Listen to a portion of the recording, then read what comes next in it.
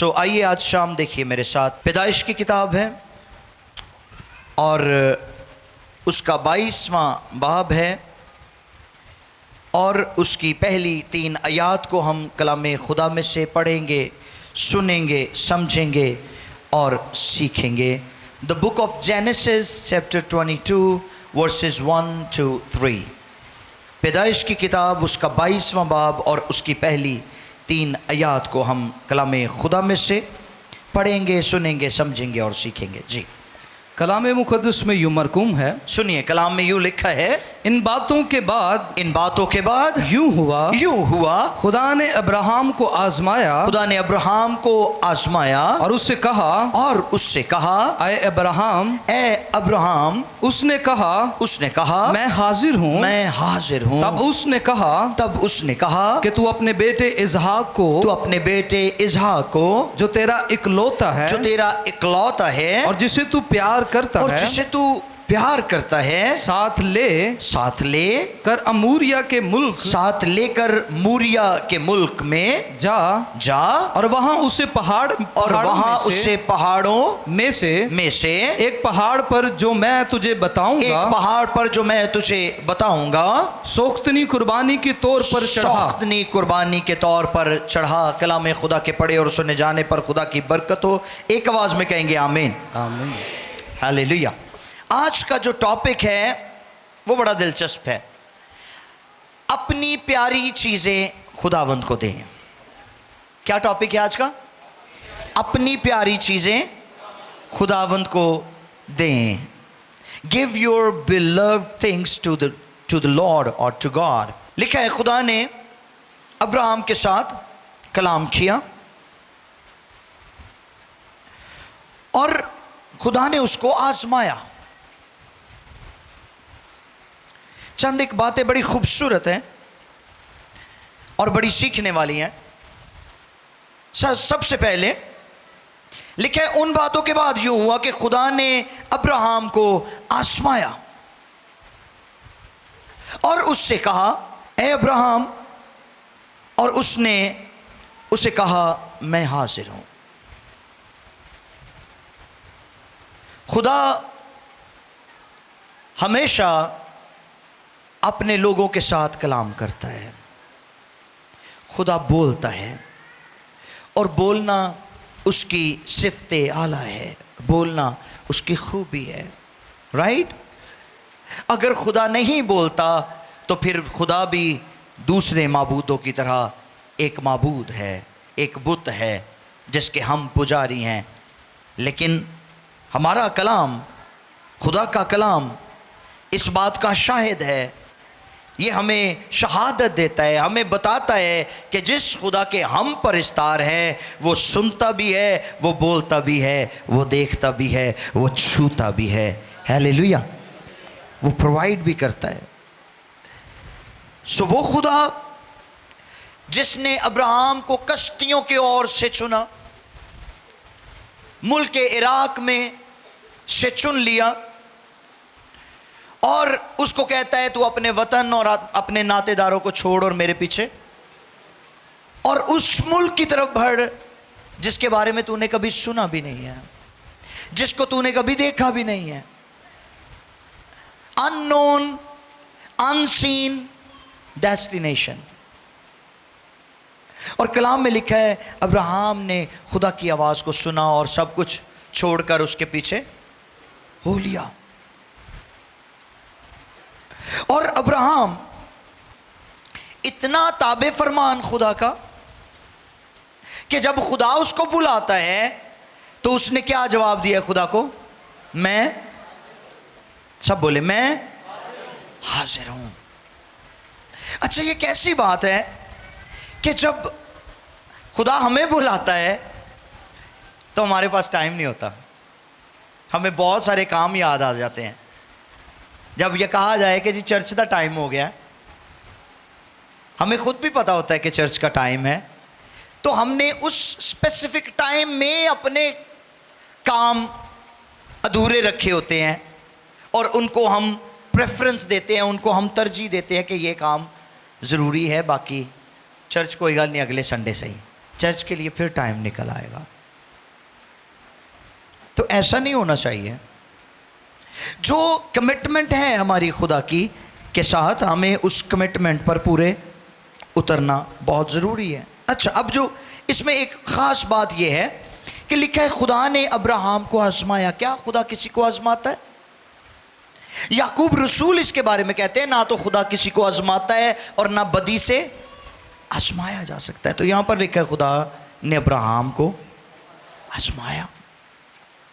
तो ये क्यों कर हो गया कि खुदा ने अब्राहम को? अब चूंकि हमारे पास उर्दू में एक ही लफ्ज़ है और कोई और चॉइस नहीं है हमारे पास, लेकिन इंग्लिश में इसके लिए 2 वर्ड्स यूज हुए हैं। Number 1 test, number 2 temptation. Test क्या है और टेम्पटेशन क्या है, इस बात को समझने की बहुत ज़रूरत है। टेस्ट वो होता है जिसमें किसी को कुछ देकर उससे लिया जाता है, और टेम्पटेशन वो होती है जिसमें किसी को इस हद तक आजमाया जाए कि वो अपनी जान ही गंवा दे। यानी किसी को लेट डाउन करना, किसी को नीचा दिखाना, किसी को दुदकारना, और ये काम इब्लीस का है। वो हमें आजमाता है, और आजमाता क्यों है? ताकि हम खुदा के हुजूर से निकल जाएं, खुदावंद की इबादत, उसकी बंदगी, उसकी प्रस्तिश करना बंद कर दें। लेकिन जब खुदा आजमाता है तो उसके लिए वर्ड टेस्ट इस्तेमाल हुआ है। और जैसे स्कूलों में आपको पता है बच्चे सारा साल पढ़ते हैं सिलेबस, और जब सारा साल उनको पढ़ाया जाता है तो साल के इख्तिताम पर उनसे एग्ज़ाम लिया जाता है, टेस्ट लिया जाता है कि सारा साल इन्होंने की पढ़ा है, इनकी आजमाइश की जाए।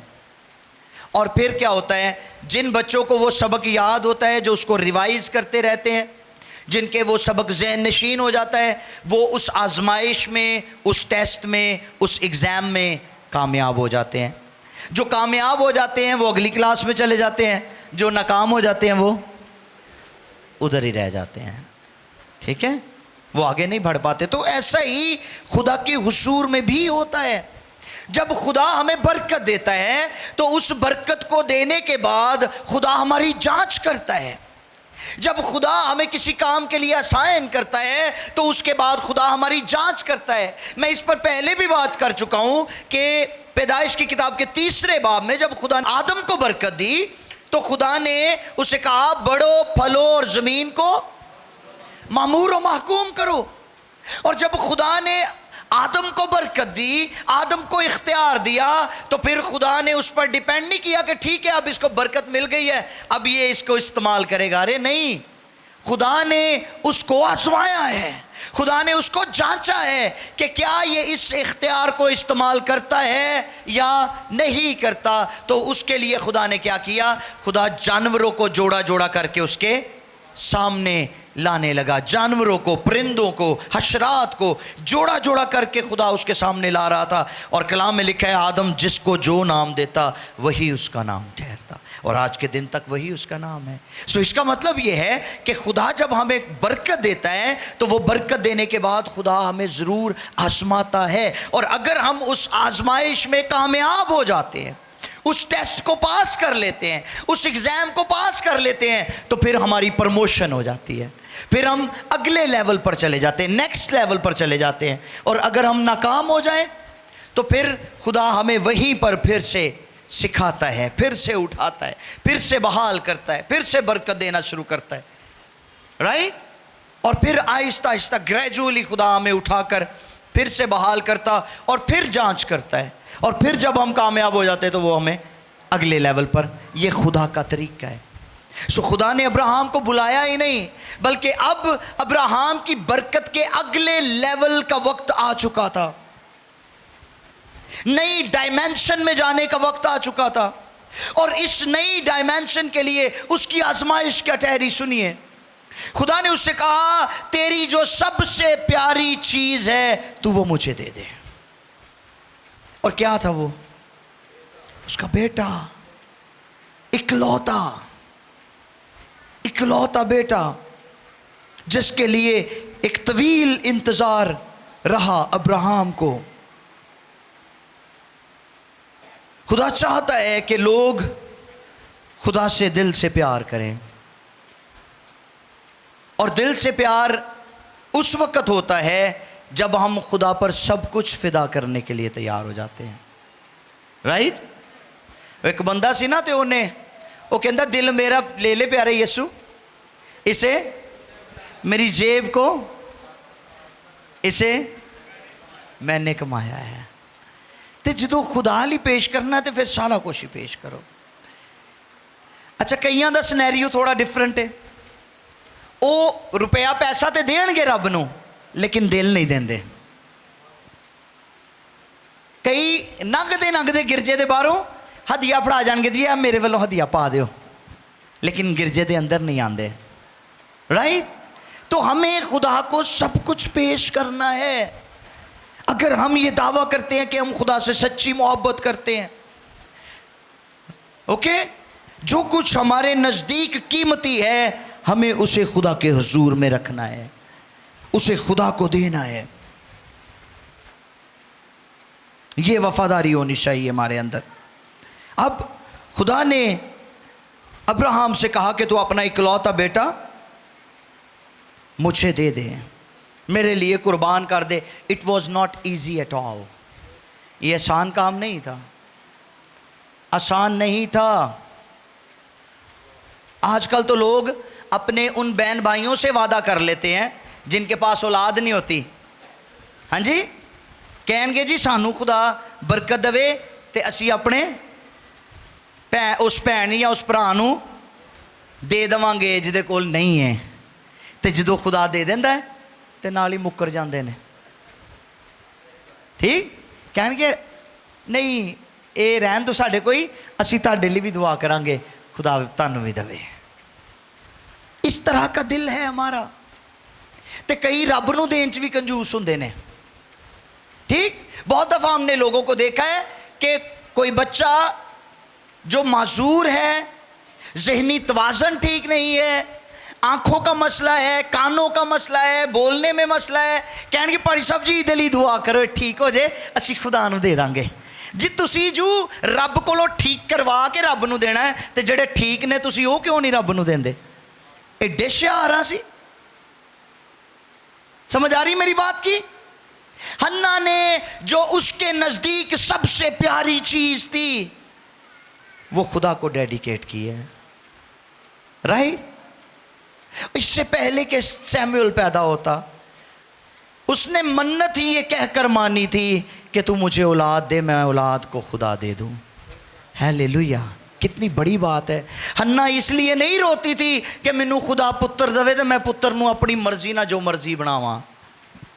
नहीं, वो कहती थी खुदा मुझे बेटा दे तो मैं अपना बेटा खुदा को दे दूंगी। हालेलुया। और उसने जब बेटा खुदा को दिया है तो वो इतना बड़ा नबी ठहरा है इस्राएल में कि जब तक कलाम इस बात का गवाह है कि जब तक सैमुअल जिंदा रहा फ़लस्तीन की जुर्रत नहीं होती थी कि वो इस्राएल पर अटैक कर सकते। सुन रहे हैं? इतना बड़ा नबी जिसने बादशाहों को मसा किया। हालेलुया। तो जब खुदा बरकत देता है, जब खुदा अगले लेवल पर लेकर जाता है तो वो अमेजिंग हो जाती हैं चीज़ें। इसलिए हमें खुदा को देते हुए कभी भी घबराना नहीं चाहिए, कभी भी परेशान नहीं होना चाहिए, दिल छोटा नहीं करना चाहिए। कभी कभी साढ़े इधरों उधरों भी गल्लां आन लग पैंदियां ने करना च, और हम लोगों की बातों पर ज़्यादा ध्यान देते हैं, लोगों की बातें ज़्यादा मानते हैं। अब्राहम के लिए बड़ा मुश्किल था ये काम, और मैं ये समझता हूँ कि अब्राहम ने शायद सारा को भी नहीं बताया होगा। औरतां दे दिल नरम होंदे ना, छोटे होंदे। उसने सारा को भी नहीं बताया होगा कि हम कहाँ जा रहे हैं। उसने अपने बेटे को साथ लिया है और 3 दिन की मुसाफत पर मोरिया के पहाड़ की तरफ बढ़ गया। उसने अपना घर कुर्बान किया, अपने रिश्ते नाते खुदा के लिए कुर्बान कर दिए, उसकी अजीज़ औलाद जो एक लंबे अरसे के बाद उसको मिली है, अब वो उसको भी कुर्बान करने के लिए जा रहा है। गर्ज वो अपनी आरजुओं को खुदा के लिए कुर्बान कर रहा है। असी तो अपनियां मुरादां भी रब लई कुर्बान करने लिए तैयार नहीं हाँ। असी कहने नहीं बस आ काम हो जावे फिर खुदा नूं जिंदगी दे देंगे। मतलब शर्त रख के खुदा दे नाल चलना है। खुदा हमारा ये काम कर दे तो फिर हम बपतिस्मा, कईयां ने शर्तां रखियां होंदियां।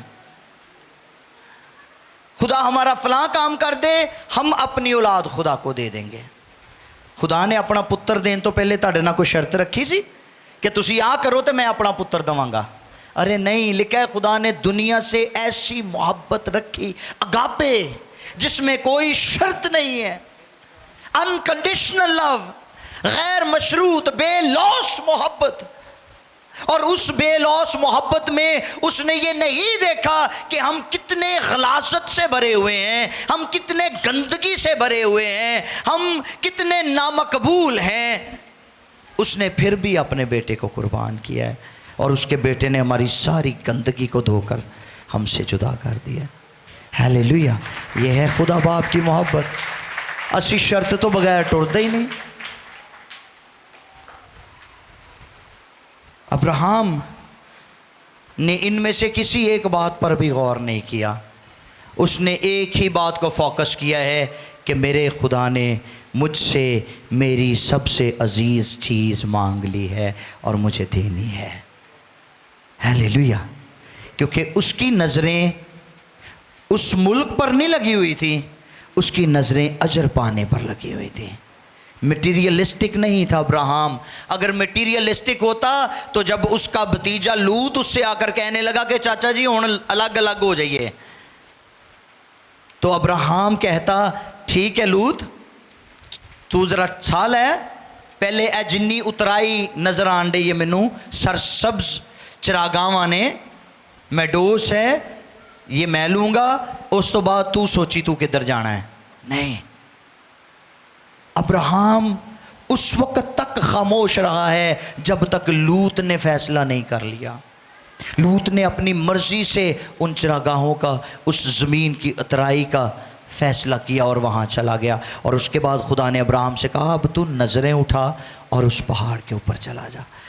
अगर वो लालची हुंदा तो कदी भी पहाड़ां दी लाइफ बड़ी मुश्किल है, बहुत मुश्किल ज़िंदगी है पहाड़ों की। हम गुजरे दिनों गए हुए थे नॉर्दर्न एरियाज़ में और हम वहाँ पर इस बात पर बड़ा गौर कर रहे थे कि कितना मुश्किल है नीचे उतरना, पानी लेकर ऊपर जाना, खुराक लेकर ऊपर जाना, छोटे छोटे रास्ते। और जब बारिश होती है, जब बर्फ़ पड़ती है तो और भी मुश्किल हो जाता है। तो अब्राहम ने जो ज़िंदगी गुजारी वो बड़ी मुश्किल ज़िंदगी थी, वो मटीरियलिस्टिक नहीं था, उसकी नज़रें अजर पाने पर लगी हुई थी। आज हमारी नज़रें ज़मीनी चीज़ों पर लगी हुई हैं। हम कहते ज़मीन दी कोई एक चीज़ भी ऐसी ना रह जाए जड़ी मेरी ज़िंदगी च या मेरे घर च ना होवे, अजर मिले तो भावें ना मिले। बड़े आराम ना लोग कह देंगे जी ऐ जान मिठा अगला किस डिठा, किसने देखा है इसके बाद क्या होगा। We have one life, just enjoy it. एक ही ज़िंदगी है, मज़े उड़ाओ, खाओ पियो, ऐश करो। अरे नहीं, अब्राहम की नज़र अजर पाने पर लगी हुई थी। उसने अपना सब कुछ खुदावंद पर कुर्बान करने के लिए दे दिया। और अब एक बेटा, और इस आजमाइश में उसने अजीब बातें सीखी हैं। हुआ क्या है यहाँ पर? पैदाइश 22वें बाब की 9वीं आयत से पढ़िए ज़रा। और उस जगह पहुंचा जी जो खुदा ने बताई थी जी। वहाँ अब्राहम ने कुर्बान गाह बनाई और उस पर लकड़ियाँ चुनी। इरादा इतना मुसम्मम था कि खुदा का बंदा पीछे नहीं हटा, बहाना नहीं लाया। जब खुदा ने मूसा को बुलाया तो मूसा ने 5 बहाने लगाए थे। मेरा ये मैसेज पड़ा हुआ है यूट्यूब पर, अगर आप देखना चाहें तो।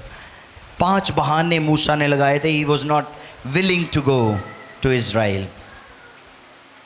लेकिन अब्राहम को कंपेयर करें, अब्राहम अपने इरादे में पक्का था, पीछे नहीं हटा, बहाना नहीं लगाया। ठीक, क्योंकि वो जानता था कि ये मेरे खुदा की खुशी है, इसमें मेरे खुदा की मर्ज़ी है और मेरा खुदा मेरे साथ नाइंसाफ़ी नहीं करेगा। मेरा खुदा जिसने मुझे ये बेटा दिया है वो मेरे साथ बेइंसाफ़ी नहीं करेगा। वो इस बात से भी वाकिफ़ था और एक बड़े ईमान को लेकर वो कोहे मूरिया की तरफ बढ़ रहा था और फिर बिल आखिर वो इस पहाड़ पर पहुंचा है। तो फिर क्या हुआ जी? और उस जगह पहुंचा जो खुदा ने बताई थी जी। वहाँ अब्राहम ने कुर्बानगाह बनाई। ओके। और उस पर लकड़ियाँ चुनी और अपने बेटे इजहाक को बांधा। अपने बेटे इजहाक को बांधा और उससे कुर्बानगाह पर लकड़ियों के ऊपर रखा। और अब्राहम ने हाथ बढ़ाकर छुरी ली कि अपने बेटे को ज़िबह करे। तब खुदावंद के फरिश्ता ने उसे आसमान से पुकारा। वाह! खुदा के फरिश्ते ने आसमान से पुकारा ऐ अब्राहम, अब्राहम, ऐ अब्राहम, अब्राहम। उसने कहा मैं हाजिर हूँ। फिर उसने कहा वो अपना हाथ लड़के पर ना चला और ना उसको कुछ कर क्योंकि मैं अब जान गया कि तू खुदा से डरता है। इसलिए तूने अपने बेटे को भी जो तेरा इकलौता है मुझसे दरेग ना किया। ये अजीब बात थी अब्राहम के लिए कि उसका खुदा जो उसको कसदियों के ओर से निकाल कर लाया है, उसका खुदा जिसने उसको एक बड़ी कौम बनाने का वादा किया है, अब वक्त आ गया कि वो उस बच्चे को कुर्बान करे जिसमें से एक बड़ी कौम निकलेगी। अब्राहम ये भी जानता था, उसके दिल में ये बात थी कि खुदा ने तो वादा किया था कि मैं तुझे एक बड़ी कौम बनाऊंगा, ते आई कोई पुत्र देता है ये भी मैं कुर्बान रब लई कर देता ते वड्डी कौम कित्थों बनेगी। समझ रहे मेरी बात? और फिर दाद है उस बेटे को जो अपने बाप का इतना फरमाबरदार, इतना ताबेदार कि जब उसके बाप ने उससे कहा कि तू कुर्बान होगा आज शाम, तो वो तैयार है और उसने उसके हाथ बांध दिए हैं और उसकी आंखों के ऊपर पट्टी बांध दी है और बड़ी जुर्रत और बड़ी दलेरी और बड़े हौसले के साथ उसने उसको कुर्बानगाह के ऊपर जब लटा दिया, तो जब छुरी पकड़ी होगी अब्राहम ने, तो गौर करें ज़रा कि किस कदर ईमान उसके अंदर मौजूद होगा, कैसी दलेरी अब्राहम के अंदर मौजूद थी, किस हौसले के साथ वो अपने बच्चे की तरफ बढ़ रहा था। और जब ऐन वो छुरी चलाने वाला था तो खुदा ने इंटरप्ट किया, खुदा ने इंटरवीन की और खुदा ने कहा तेरी कुर्बानी मंजूर हो चुकी है अब्राहम। हालेलुया! मैं जान गया हूँ कि तू वाकई मेरे नाल चलना है, तू वाकई मेरे नाल वफादार है। यीशु मसीह के पास एक नौजवान आया, कहता है खुदावंद मैं क्या करूं कि हमेशा की ज़िंदगी पाऊं। यीशु ने कहा हुक्मों को मान, कहता है बचपन से मान रहा हूं। यीशु ने कहा अच्छा चल फिर तू बड़ा दौलतमंद दे, अपनी सारी दौलत गरीबां नूं वंड ते मेरे पीछे आ जा। तो कलाम में लिखा है वो मुंह लटका कर, बड़ा मुश्किल है, बड़ा मुश्किल है उस बंदे लिए दौलत छड़ना एक औखा काम सी। इधर अब्राहम पुत्र तक देने लिए तैयार है। देखिए मोहब्बत।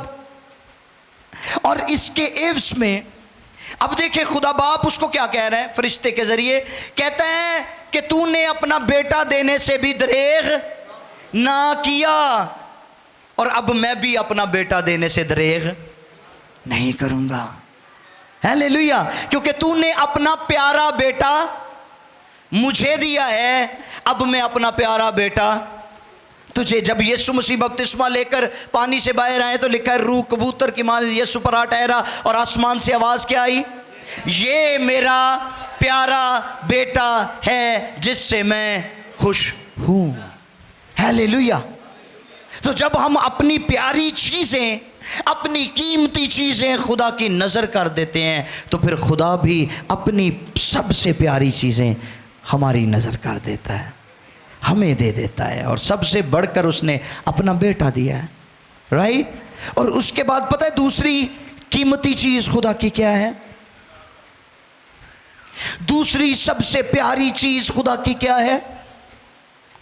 द होली स्पिरिट, खुदा का पाक रूह, जिसके लिए यीशु मसीह ने कहा मैं जाकर बाप से दरखास्त करूंगा, I will put a petition before my father, मैं अपने बाप को पिटिशन दूंगा, मैं दरखास्त करूंगा कि वो तुम्हारे लिए दूसरा मददगार, अपनी प्यारी चीज वो तुम्हें दे दे, राइट।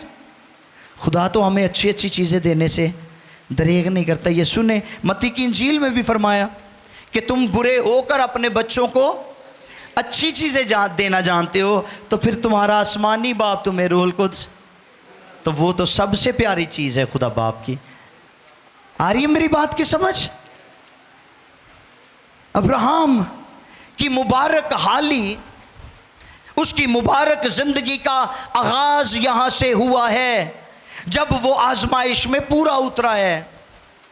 हम आजमाइश में गिर जाते हैं, हम आजमाइश में नाकाम हो जाते हैं, टेस्ट में फेल हो जाते हैं, और बहुत दफ़ा तो लोग बरगश्ता हो जाते हैं, बरगश्तगी की हालत में चले जाते हैं और वापस नहीं लौटते।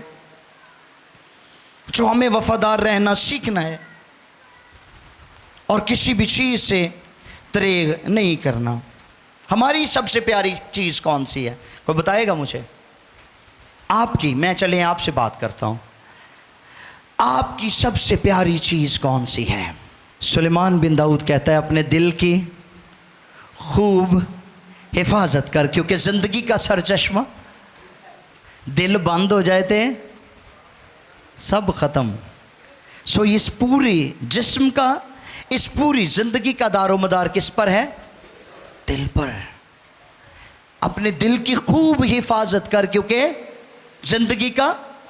और इस दिल के बारे में यर्मिया क्या कहते हैं? यर्मिया कहते हैं दिल जो सबसे बड़ा हिल्लेबाज और लाइलाज है, इसको कौन दे? इत्थों ही निकलते सारे बहाने, इत्थों ही निकल दियाँ सारियां फराडियां, खूनरेजियां, राइट।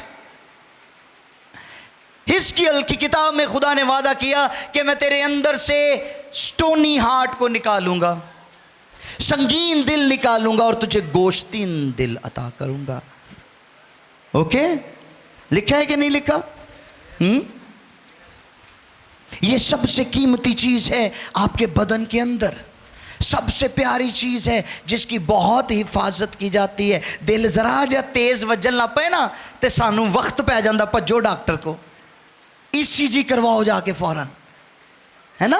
हार्ट बीट तेज हो गई है, तो जे थोड़ा जिहा स्लो हो जाए तो फिर ठंडियां तरीणियां आनियां शुरू हो जांदियां।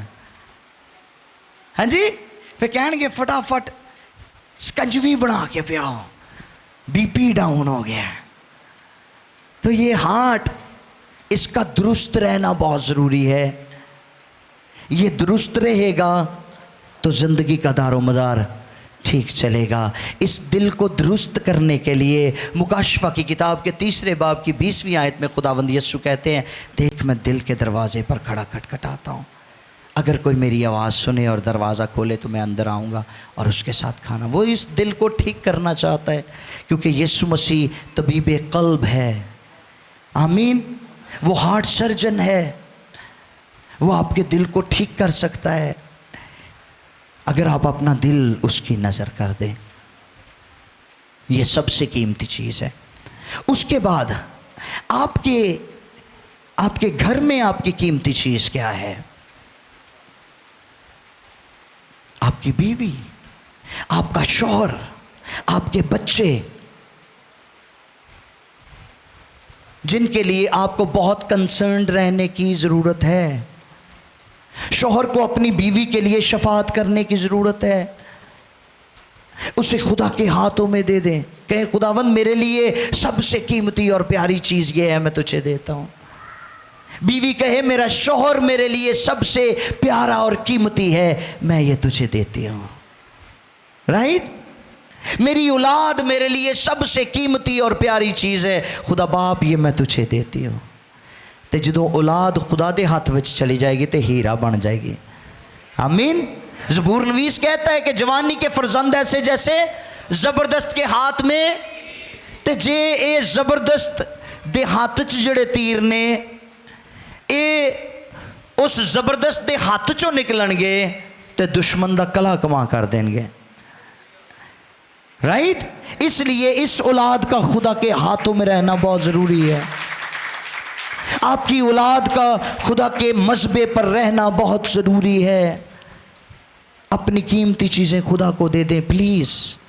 जे तुसी फिक्र नहीं करोगे तो इमसाल की किताब च लिखे है चूँकि छन्नाल के सबब से आदमी टुकड़े का मोहताज हो जाता है और जानियाँ कीमती जान का शिकार करती है। इबलीस ते मगर लगा है ताड़ी औलाद दे तबाही करने के लिए, बर्बाद करने के लिए। हमें बहुत ज़्यादा फ़िक्रमंद होने की ज़रूरत है इन चीज़ों के लिए। कहीं बॉदर ही नहीं करते। जो औलाद खराब हो जाती है, नशियां ते लग जाती है, फिर कहेंगे भाई साहब जी दे लई दुआ करो ठीक हो जाए। तो जो ठीक करन दा वक्त सी उदों ना आप गिरजे जाते सी, ना बच्चे संडे स्कूल भेजते सी, ना आप दुआ करते सी, ना बच्चों को दुआ की आदत पाई, ना आप कलाम पढ़ते सी, ना बच्चों को कलाम की आदत पाई, तो फिर खराब ही होंगे।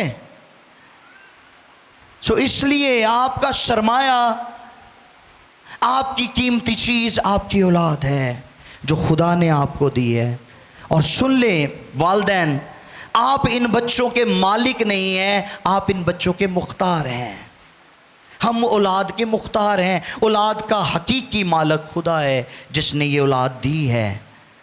तो हमें बतौर मुख्तार इनकी हिफाजत करनी है, इनका ख्याल रखना है, इनकी कदर करनी है और इनकी रूहों को खुदा के कलाम से मुनव्वर करना है, खुदा के कलाम का इल्म इनको देना है, ताकि आपके बाद आपकी औलाद पुश्त दर पुश्त खुदा के कवानीन को मानती रहे और खुदा की तमजीद करती रहे। आपके घराने से प्रस्तिश कभी ख़त्म नहीं होनी चाहिए। आमीन। आज बोएज़ ने बपतिस्मा लिया है, वो 17 साल का हो चुका है खुदा के फजल से। और मेरी वाइफ की विश थी कि मैं और पास्टर खालिद साहब हम दोनों उसको मिलकर बपतिस्मा दें।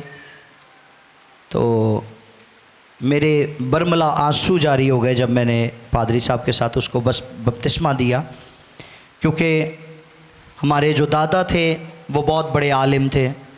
मैंने उनको कभी नहीं देखा, लेकिन जो मैंने सुना है वो यही है कि वो एक बहुत बड़े आलिम थे, खुदा के कलाम को बहुत अच्छा समझते थे।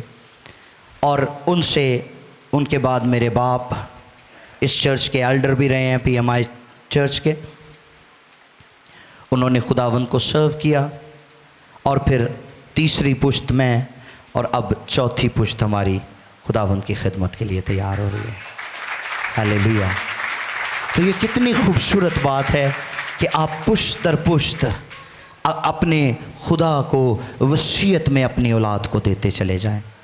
मैं पिछले दिनों भी बता रहा था, अब्राहम ने इसहाक को अपनी दौलत नहीं दी, उसने अब्राहम को अपना ईमान दिया और उसने वसीयत में अपने बेटे इसहाक को खुदा दे दिया। ये बड़ी ख़ास बात है। अब्राहम ने वसीयत में अपनी औलाद को खुदा भी दिया है और ईमान भी दिया। उसने कहा मैं तुम्हें वो दे देता हूँ जो सारी बरकतों का मंबा है। ठीक है, आज लोग जायदाद में अपनी औलाद को वो सब कुछ देते हैं जो उनके पास होता है। अपनी औलाद वास्ते इकट्ठा करन डे है ना, कोशिश करन डे गड्डी बन जाए, घर बन जाए, एक होर घर बन जाए, एक होर घर बन जाए, जितना ज़्यादा कर सकते हैं ना, ताकि बाद में हमारी औलाद के लिए मुश्किल ना हो। तो कितनी खूबसूरत बात है कि इन सारी चीज़ों से बियॉन्ड हम अपनी औलाद को खुदा दे दें। हालेलुया। ताकि उनके ख़जाने भरे रहें, उनकी बरकतें बढ़ती चली जाएं। तो ये बहुत ज़रूरी है, बहुत ज़रूरी है। अब्राहम ने अपनी कीमती चीज़ खुदा को दे दी। ज़माने का हमेशा से ये दस्तूर है कि लोग आते हैं चले जाते हैं, लेकिन खुदा की कीमती चीज़ों से महरूम रह जाते हैं। खुदा की इलाही बरकतों से, खुदा के फजल ख़ास से महरूम रह जाते हैं। लेकिन ये बड़ी सीखने वाली बात है कि अगर खुदा हमें मौका दे रहा है तो फिर हम खुदा को अपना दी बेस्ट देकर खुदा का दी बेस्ट ले लें। राइट? अब्राहम की ज़िंदगी में 3 खुदा ने बड़े वादे किए इस आजमाइश के बाद।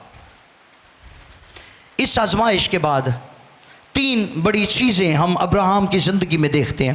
पैदाइश 22:14, खुदा ने अब्राहम पर अपने आप को एक नए तौर पर जाहिर किया है इस आजमाइश में, इस मुश्किल घड़ी में। और सुनिए, अब्राहम ने हालात में से खुदा को नहीं देखा। अगर वो हालात में से खुदा को देखता तो शायद वो भाग जाता अपने बेटे को लेकर कि नहीं, हमें ये नामंजूर है, we can not do this. एडी मुश्किलों नाल पुत्र लभा ते रब नूं दे दईए। हाँ जी? नहीं, उसने हालात में से खुदा को नहीं देखा, बल्कि उसने खुदा में से हालात को देखा है और खुदा ने उसके लिए भलाई पैदा की है। जी पढ़िए 14वीं आयत। और अब्राहम ने उस मकाम का नाम यहोवा यरी रखा। सुने, उस मकाम का नाम क्या रखा है? यहोवा यरी। आज तक ये कहावत है, आज तक ये कहावत है, खुदावंद के पहाड़ पर मुहैया किया जाएगा, मुहैया किया जाएगा। यही आपका ईमान होना चाहिए। हालेलुया। खुदा हमारे लिए यहोवा यरी है, वो आप मुहैया करता है, वो आप हमारी ज़रूरतें पूरी करता है, वो आप हमारी फ़िक्र करता है। ज़बूर 2 में वो कहता है, मांग तो मुझसे मांग तो मैं कौमों को तेरी और ज़मीन के इंतहाई हिस्से तेरी। खुदा अली को मुश्किल है? नहीं, कुछ मुश्किल नहीं है। हम खुदा के क्राइटेरिया पर पूरा ही नहीं उतर रहे, हम खुदा की रिक्वायरमेंट पूरी नहीं कर रहे। रिक्वायरमेंट क्या है खुदा की? खरूज की किताब 25वें बाब की 23वीं और 24वीं 2 याद है। तब तुम खुदावंद अपने खुदा की और वो तेरे रोटी और पानी पर और तेरे बीच से। और फिर खुदा कहता है, ना तो तेरे यहाँ कोई भांज रहेगी और ना किसी के इसकात होगा, और मैं तेरी उम्र पूरी करूँगा। एक ही मुतालबा है कि जिस काम के लिए उसने हमें रूए ज़मीन पर भेजा है हम वो करें, कि खुदा की पाक मर्ज़ी हमारी ज़िंदगियों में पूरी होती रहे। इससे बढ़कर वो उसे कुछ नहीं चाहिए।